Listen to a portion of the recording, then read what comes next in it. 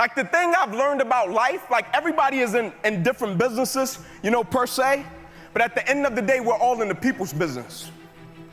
And what I mean by that is every day we have a chance to impact somebody's life, right? And I firmly believe with the things we're part of and the things we do, we all have to have a purpose that's a lot greater than ourselves. So when we hit things that we don't understand and that brings us a certain level of discomfort and that hurts us and we just can't pull the grips on it, when we have to encounter things like that, we have to step back and we have to figure out, how can I use it? And a lot of times as people, like naturally people are selfish, right? And what I mean by that is they approach situations and they say, what can I extract from this situation and how can it benefit me? But the moment an individual shifts their perspective and shift their mentality and shift their attitude from me to we, that is the moment an individual becomes literally dangerous.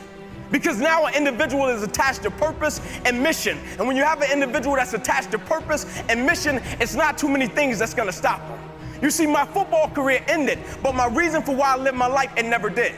I just had a paralyzed right arm and hand. My mentality wasn't paralyzed. My spirit wasn't paralyzed. My drive wasn't paralyzed. My dedication wasn't, my commitment wasn't, I was the same man. I just had an extra boost of energy for why I lived my life. I wear this as a badge of honor. Every single day, the adversity, the opposition that life sent to break me, I wear it as a badge of honor because I understand every day of my life, I represent something. It's just like every individual in this room, every company, every brand. When people see you, they think something.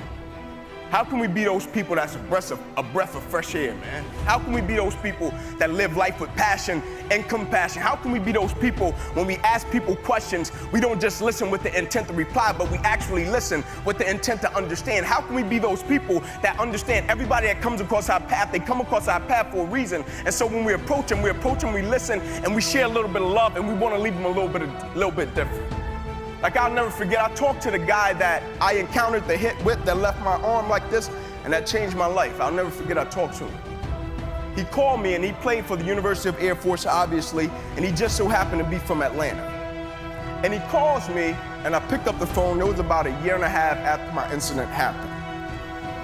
I pick up the phone, this guy is crying his eyes out.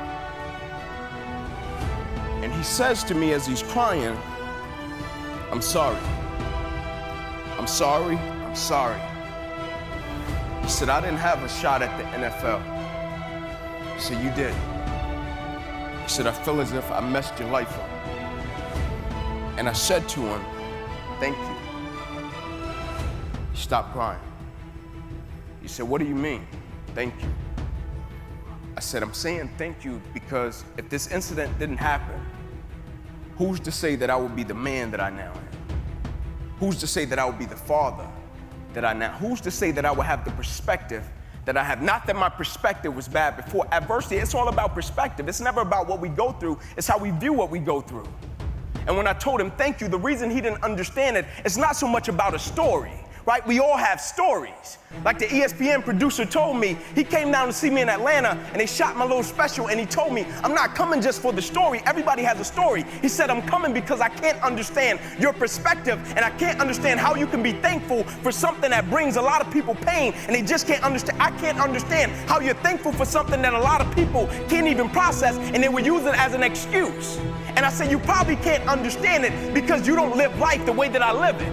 Every single day I wake up, the only thing I need is a breath of fresh air. That's it. I don't need a reward. I don't need a product. The only thing I need is breath in my body. And every single day I'm gonna wake up and I'm gonna live life for the right reason, and I'm gonna live life in the right way. And I'm gonna live life with passion, with love and compassion, because when I almost lost my life, that shade went up and it made me realize what life was really about.